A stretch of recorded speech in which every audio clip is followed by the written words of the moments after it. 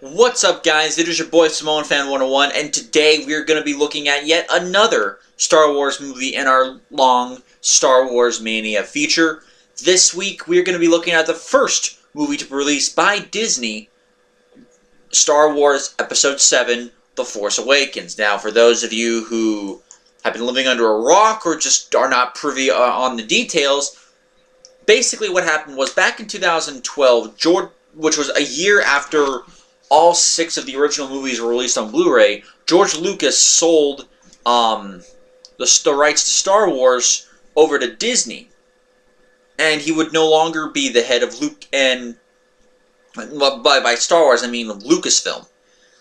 And by doing that, he also relinquished as head of Lucasfilm, and instead gave it to Kathleen Kennedy, who has worked with both George Lucas and Steven Spielberg on many projects. Although, to be fair, she was never a lead consultant. She more worked under both Lucas and Spielberg. So, just to give a little more backstory, in 2012, after the buyout from Lucasfilm, from Disney to Lucasfilm, a lot of changes were made to Star Wars. A lot of them not so positive, I will say. The wildly successful Star Wars Clone Wars show was soon canceled, and instead came Star Wars Rebels, which didn't exactly have the greatest start.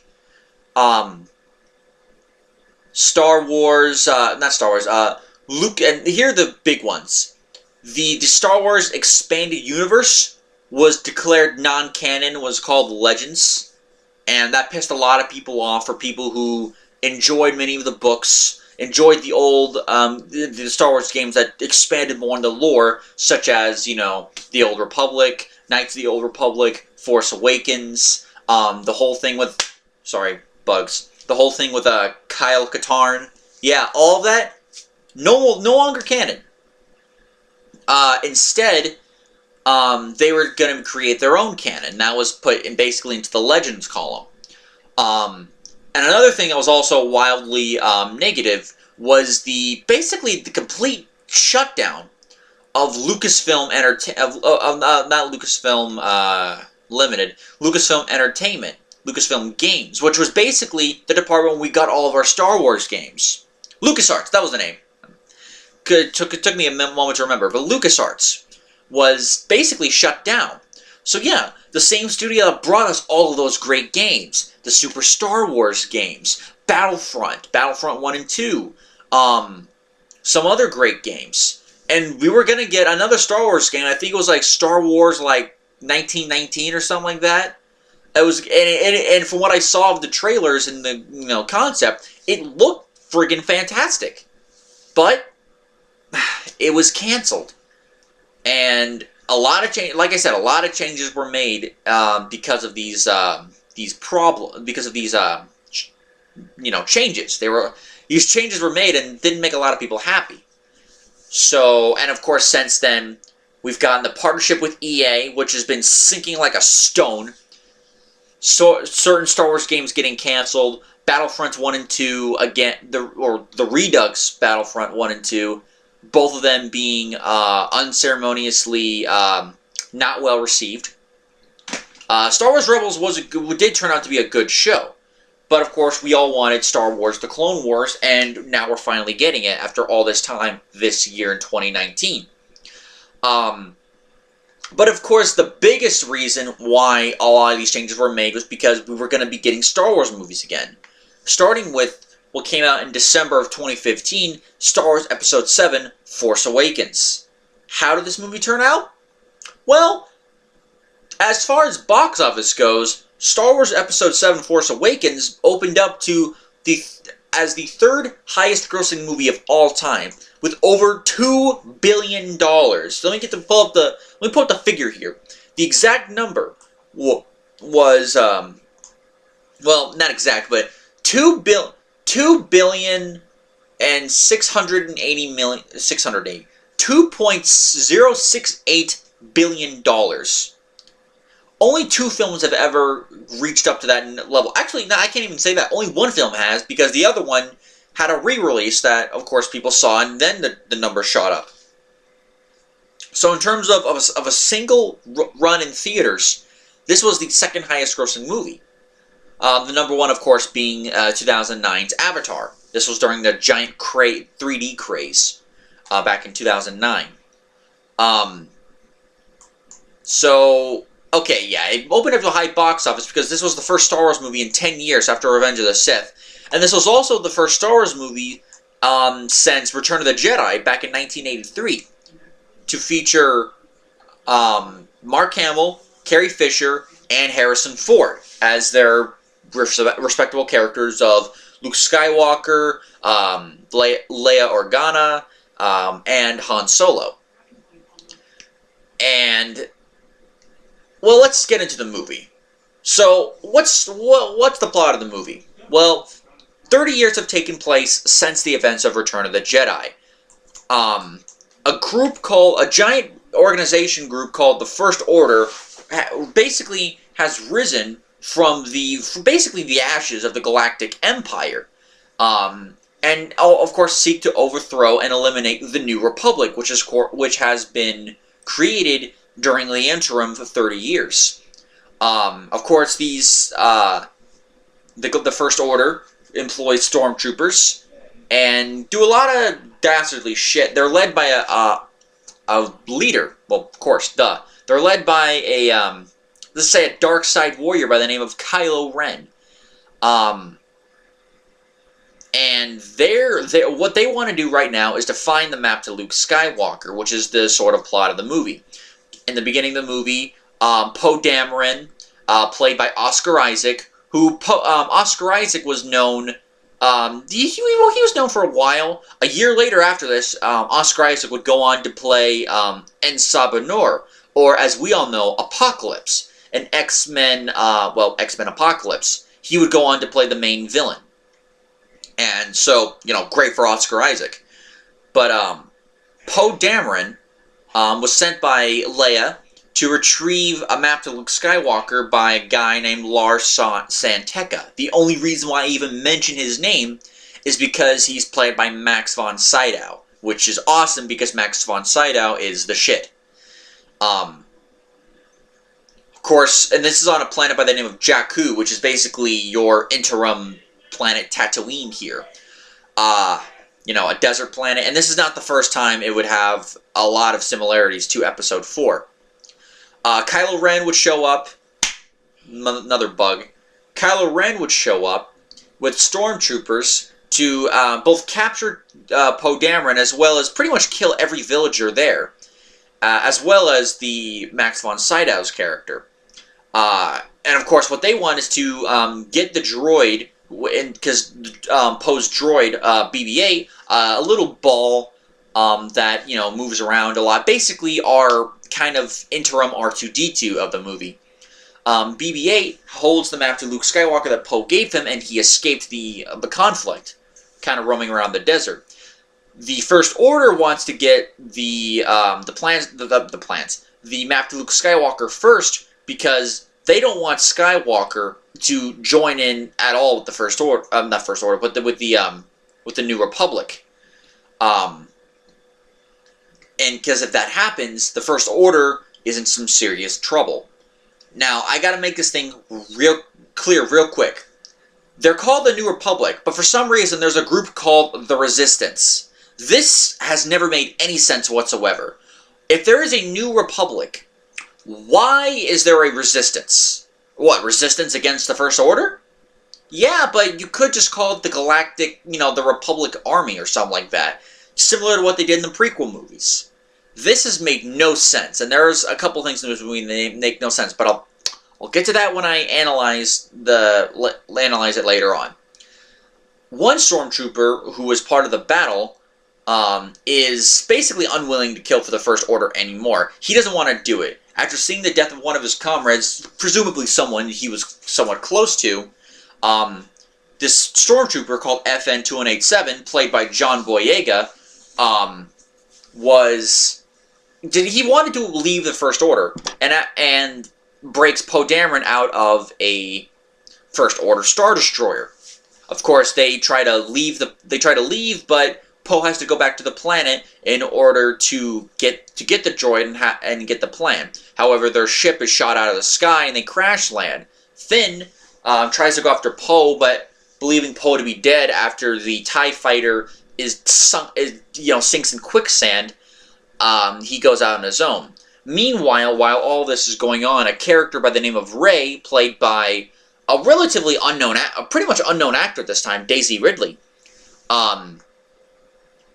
she finds BB-8, and BB-8 stays with her for the time being. And the next day, the day that Finn lands on the planet, Finn meets up with Rey, and they get their situation sorted out, as they believe briefly that Finn is an enemy, and they escape the First Order, who's of course after the droid as well as Finn. Oh, by the way, his name originally was FN2187, but Poe Dameron during their escape called him Finn, and that's basically his name now. Finn and Rey eventually escape both the First Order and the planet aboard the Millennium Falcon, which has been in the possession of a guy named Unkar Plutt, who is played by, my god, I'm already forgetting his name. He was in Star Trek. Hang on. Let's see here. God, I'm already forgetting it. This cast is already pretty big. I'll look him up later. But anyway. Sorry about that. Oh, Simon Pegg. That's who it was. Simon Pegg plays Unkar Plutt. Of course, Simon Pegg was in movies like Shaun of the Dead, and he was in the Star Trek films, the reboot films. Continuing on, they leave the planet, but are very soon captured by a giant ship they believe is the First Order, but is actually in the ownership of Han Solo and Chewbacca, played once again by Harrison Ford and Peter Mayhew. Through some more wrangling that Han Solo has with a couple of gang members, very reminiscent of his problems with Jabba the Hutt in the original trilogy, they eventually go to another planet, which is the home. I do not know the name of this planet, so let's look it up real quick.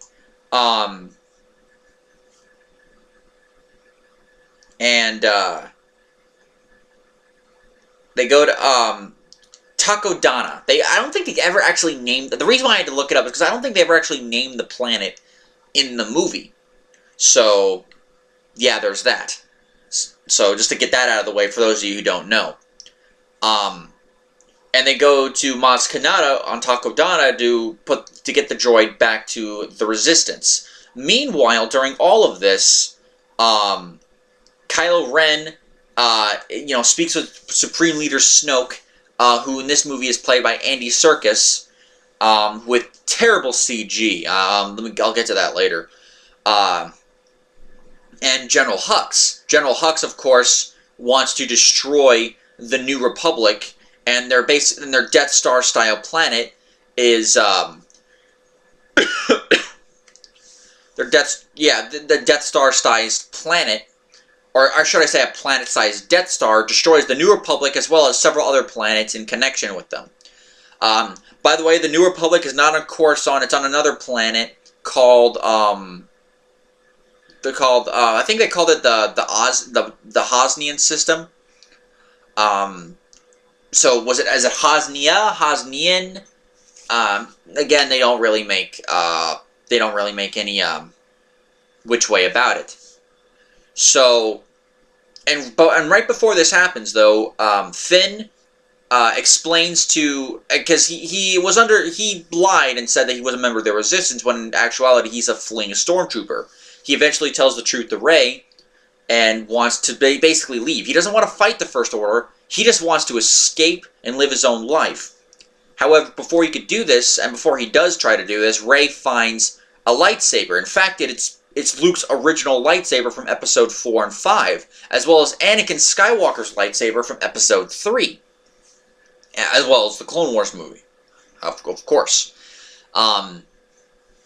And supposedly she's like kind of like the chosen wielder of the lightsaber. Very similar to Harry Potter, how the wands choose the wizards. In this case, it's the lightsaber chooses the force wielder, which it becomes plainly obvious later in the movie that yes, Rey is a force user. Starkiller Base, which yes, it is named after Starkiller from Star Wars: The Force Unleashed, destroys the planets. And after this happens, the First Order arrives on Takodana to find the droid as well as the people who are basically fugitives of the First Order. The Resistance comes to save them, but not before Kylo Ren finds Rey, and knowing that she's seen the map,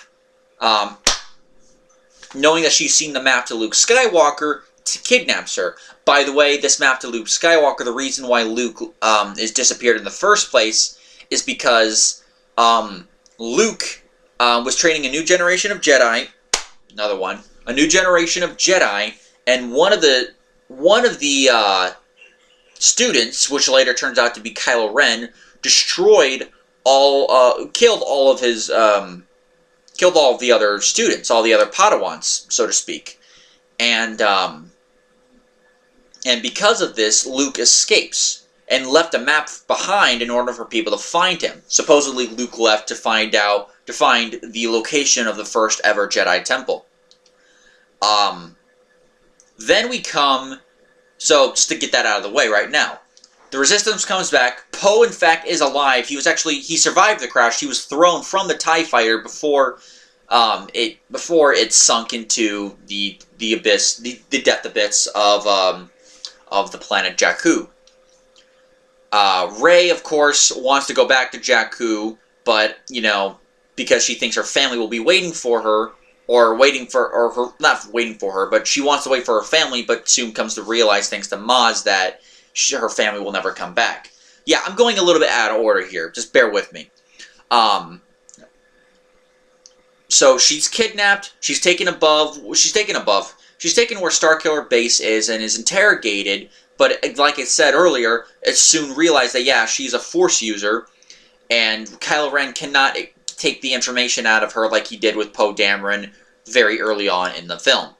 Meanwhile, during all of this, Finn, Poe Dameron, Han Solo, and Chewbacca all go to the Elenium system where the Resistance base is located, and they, of course, coordinate an attack on Starkiller Base in order to destroy it, very similar to how they destroyed the Death Star way back in Episode 4.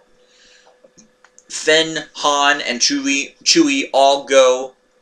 And of course, by the way, I forgot to mention this, Han meets up with Leia, and Leia is, of course, the leader of the Resistance, and it is revealed during these scenes that Kylo Ren is, in fact, the son of both Leia and Han, and later his name's actually really Ben Solo. That's his real name.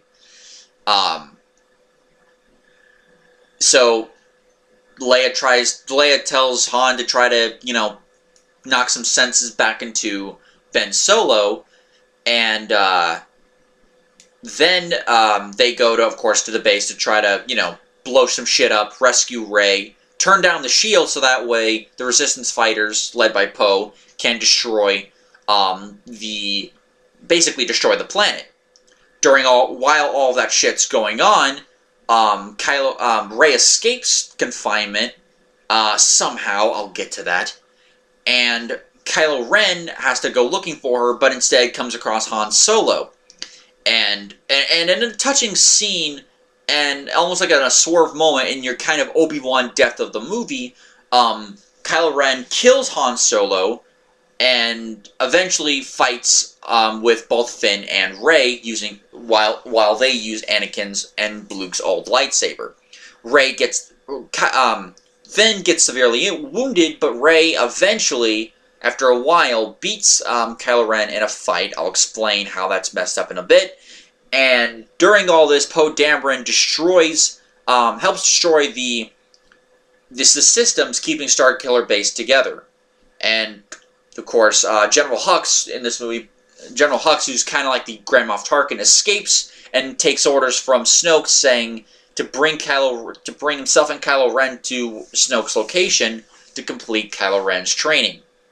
And of course, the end of the movie shows Rey and Chewie Rey and Chewie taking R2-D2, who is awakened. Yes, R2-D2 and 3PO are both in this movie, just to make sure. Although they don't do that much in the plot, unlike, well, 3PO doesn't, but R2 does. He shows him the completed map, as he has the rest of the map to Luke Skywalker. So, Chewie, Rey, and R2 go to the planet called Ahch-To and finds Luke on the planet and presents him with his lightsaber, and that's how our movie ends. So, how does this movie fare? Well, it's been, almost 4 years now since the movie came out. It still holds up really well. There are a couple more issues that I did not see the first time that I do see the second time. The thing that struck me the most watching this movie, and it struck me the most back when it came out, was how much it basically stole the plot from A New Hope. Think about it. The plans of the Death Star, the map to Luke Skywalker, a giant planet-sized looking thing that can destroy other planets, the Death Star, Starkiller Base. The Resistance, the Galactic Rebellion, Rey grows up on a desert planet, much like Luke did in Episode 4. You have your new flyer of the movie, who's like a hotshot pilot, who kind of has his own fun personality, and Poe Dameron clearly trying to be a kind of a different version of Han Solo. So yeah, you have that. You have the First Order, which is a clear representation of the Empire, to the point where they actually have stormtroopers, much like the old Empire did. You have Supreme Leader Snoke, who is basically the Emperor of the movie. You have Kylo Ren, who for most of the movie wears a mask, but near the end he takes off his mask and even gets scarred in the face by Rey at the end of the movie. And he's basically supposed to be the Darth Vader replacement of the film. And BB-8, of course, is the stand-in for R2-D2. The only character that really isn't a stand-in for anybody whatsoever is Finn. Finn is a completely original character.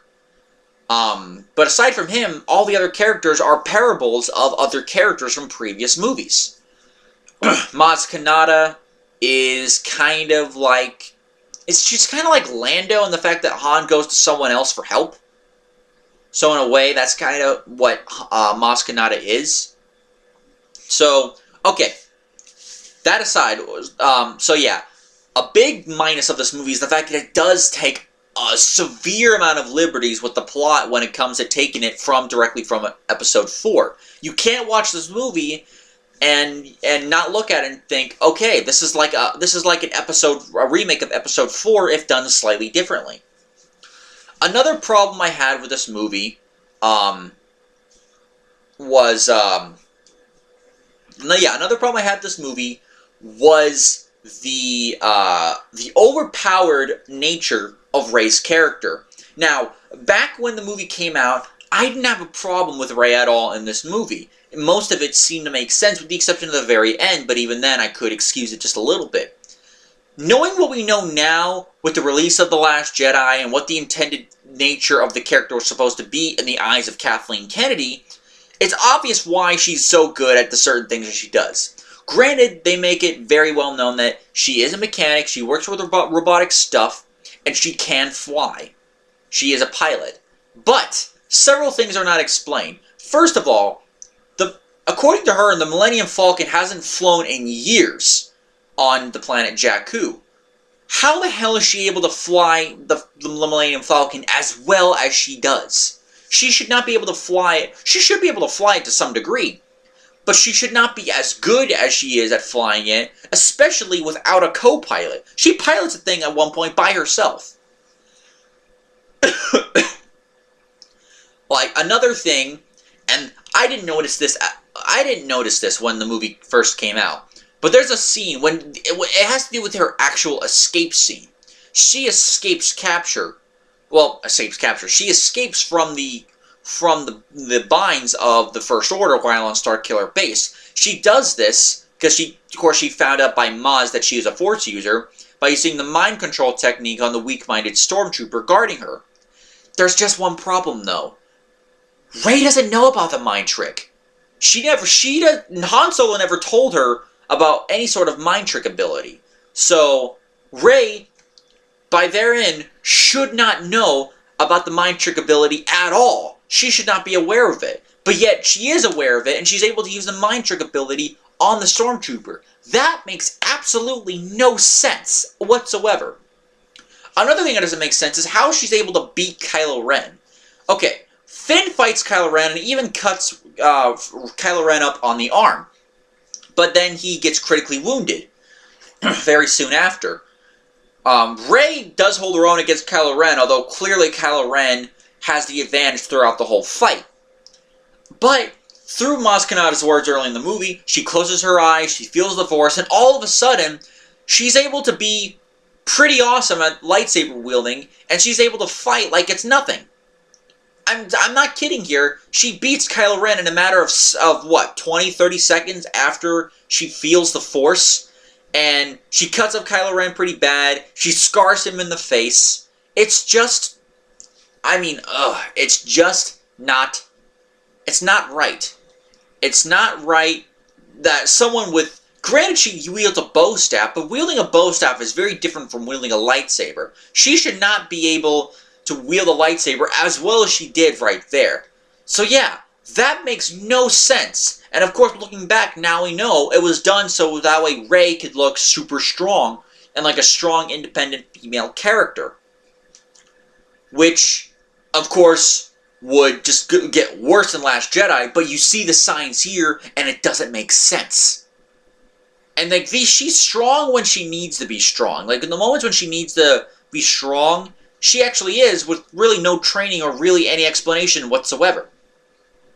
Another negative of this movie is, like I said, Supreme Leader Snoke. The CG for Snoke, I like Snoke's voice. Snoke's voice is awesome, but the actual CG for Snoke in this movie looks fucking terrible. Granted, you only ever see Snoke through a giant hologram, but even through the giant hologram, Snoke does not look good. In fact, Snoke actually looks pretty bad. And it really has not aged well, especially compared to what Snoke would look like in Last Jedi. In Last Jedi, Snoke would look far better. So yeah, there's that. You also have the obvious Nazi Germany look when it comes to the First Order. Now, to be fair, George Lucas, when creating the Empire of the original trilogy, he based the Empire a lot on Nazi Germany. How they kind of taken over everything, martial law in some places. They're kind of, they sink their teeth in everything that they come across. But the difference is that he still kept the stormtroopers in the Empire kind of their own thing. There's a scene in this movie when General Hux, who in this movie is played by Domhnall Gleeson, he makes a speech very reminiscent of Hitler's speech to the Third Reich, to the point where the stormtroopers raise up their arms like this, very much like, like doing this for Nazi Germany. I mean, that was a bit too far. That actually made me feel just a little bit uncomfortable. And I'm not even Jewish. And I felt just a tad bit uncomfortable when it comes to that.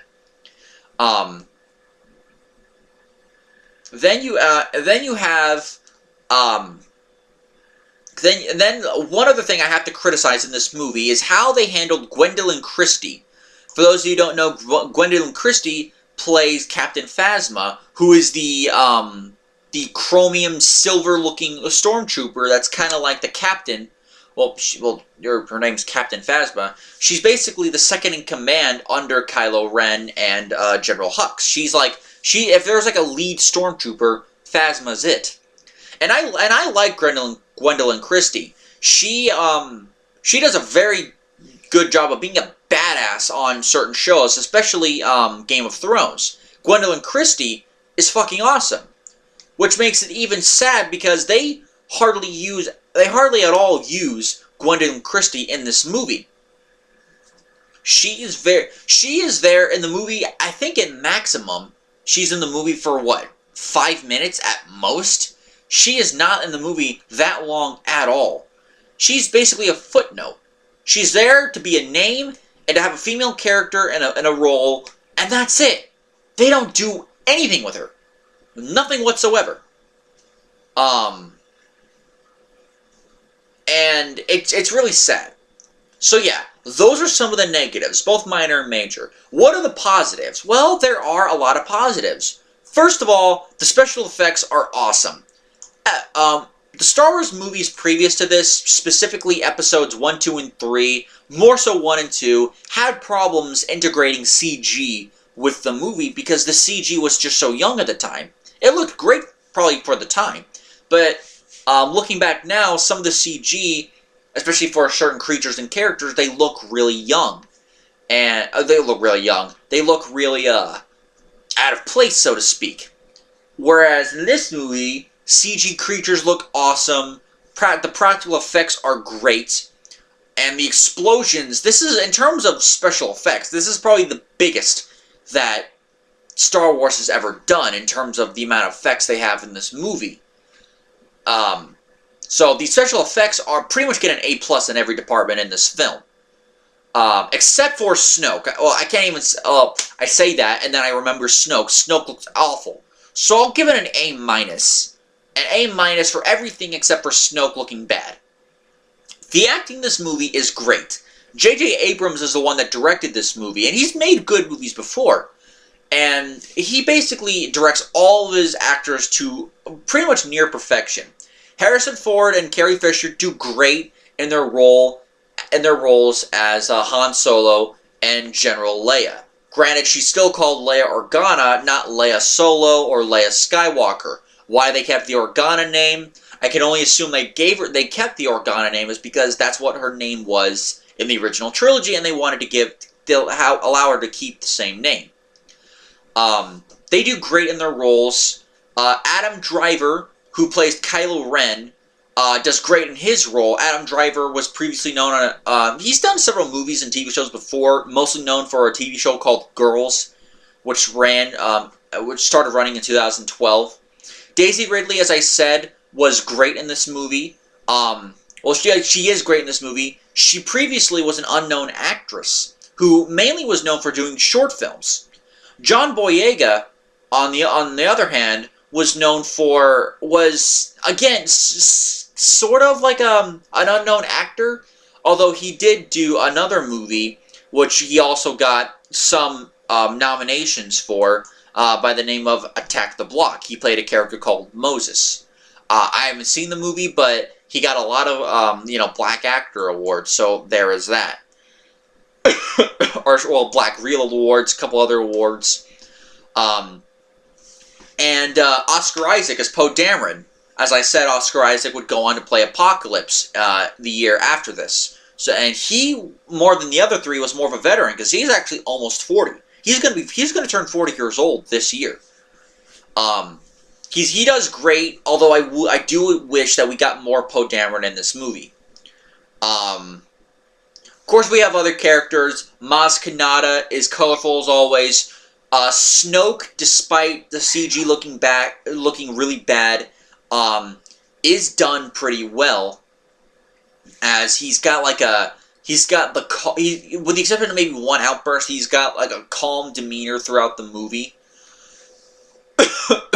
He's very level-headed. Of course, you have the droids, like BB-8 is funny, R2-D2 is a nice treat to see, Anthony Daniels returns as 3PO, and Peter Mayhew returns as Chewbacca. Chewbacca is also really cool. And of course, we even got a couple of characters returning that, kind of we saw for like a few seconds. Admiral Akbar is back. A character by the name of Nia Numb. Yeah. Played by Mike Quinn. He returns. If any of you guys don't know who Nia Nub is, he was the co-pilot with Lando Calrissian. He was the one who had like the extra lower jaw, like the alien with the big eyes. Yeah, that was him. he's in this movie, although you barely would even notice him. And he barely has any voice. Barely has any voice. Barely has any voice lines. Sadly, the guy who played Admiral Akbar, he died a year after this movie came out. Not even a year, a few months after this movie came out, which it supposedly is the reason why he died in episode 8. Get to that when I get to it. And hell, even Ewan McGregor, who was of course known for playing Obi-Wan Kenobi in the prequel trilogy, he has an uncredited line cameo in this movie when Rey has the vision after touching Anakin and Luke's lightsaber. So yeah, the acting from pretty much everyone in this movie is very much on point. Even the characters that aren't utilized that well, like Gwendolyn Christie as Captain Phasma. And yeah, the acting's great. The special effects are great. I do like the changes they made to the story. I love the fact that Finn is a stormtrooper trying to get away from the First Order. I really enjoy this movie. The cinematography is excellent. The editing is very good. And there's just a lot of things in this movie that make it a great film. There are, like I said, there are a couple of things to complain about, but it sucks. It sucks that these things had to hold it back, because if it wasn't for these things, this probably would have been one of the best Star Wars movies. Originally, I was thinking about giving this a 9 out of 10, but after rewatching the movie once again and looking more at the flaws, I have to, I have to, mark this movie off. This movie is an 8 out of 10. It's on the verge of being excellent. It's just shy of that. It is still a very fun and enjoyable movie. It's basically similar to On the Levels of Return of the Jedi great. So, very, very good. Just not, like, great in the sense that, oh, it's one of the best Star Wars movies. It's not, but it's almost there. So I'm going to give this movie an 8 out of 10. Very good score. And, yeah. Now, one thing I want to let you know, guys, I know for the last few days I've been doing Star Wars reviews nonstop. That's because, due to some unforeseen circumstances, I have to review these movies now, and I only have until Thursday to review the other 3 movies, Rogue One, Star Wars The Last Jedi, and Solo. So, by Thursday, the other 3 movies will be reviewed on this channel. So until next time, guys, I'm sorry for how long this video turned out to be. Be well, stay safe, have a good day. I'll see you next time, guys, when I review Rogue One, A Star Wars Story. Until next time, guys, peace.